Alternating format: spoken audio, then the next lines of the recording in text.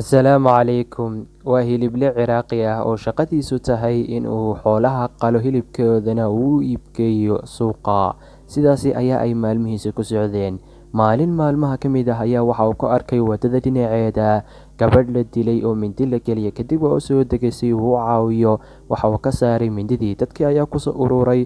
Waxay u maleeyeen inuu isagu dilay oo ay ku tuhmeen. Kadib askartii ayaa ugu yeedheen.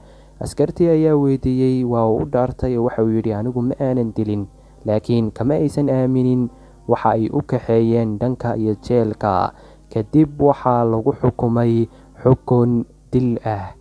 Waxaa la soo istaajiyay tiirkii lagu dili lahaa ee lagu daldali lahaa. Kadib waxa uu ku yidhi askartay dhageysta ka hor inta aydan idilin. Waxay siiyeen waqti. Kadib waxa uu bilaabay sheekadiisa. Waxa uu yidhi inta aanan noqon hilible waxaan ka shaqayn jiray webiga Furaad oo dadka u kala gudbin jiray labada gees. Maalin maalmaha ka mid ah waxa ay soo kortay gabadh. Kadib waa aan jeclaaday oo ka helay gurigeeda ayaan u tegay si aan ugu sheegto. Kadib waa ay iga diiday. Sanad kadib ayaa sidii oo kale dhacday oo doontii soo fuushay iyada iyo wiil yar kaas oo ahaa wiil ay dhashay. Waxaan u sheegay inay nafteeda ay ii dhiibto laakiin waa iga diiday. Waa aan ku noqnoqday oo waa aan ku celceliyay laakiin waa iga diiday. Wiilkeedii yara ayaan soo qabtay oo madaxa u geliyay webiga.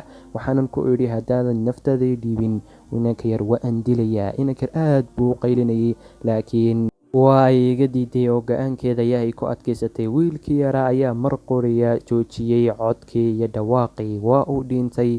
Hooyadiina waa aan ka daba raaciyay oo aan dilo webiga labadiiba ku tuuray. Kadib waa aan joojiyay shaqadii oo waxa aan noqday hilible. Waatan abaalmarintii jariimadii iyo dembigii aan geystay aan ku dilay hooyada iyo ilmaheeda. Hala ii dilo hooyada iyo ilmaheeda laakiin gabadhan anigu ma aanan dilin ee ha loo doono dambiilihii dilay. Waxa aanan yaqiinsaday in dambiilaha goor un laga gudayo waqti baa ha ka soo wareegay. ونضع الموازين القسط ليوم القيامة فلا تظلم نفس شيئا وإن كان مثقال حبة من خردل أتينا بها وكفى بنا حاسبين.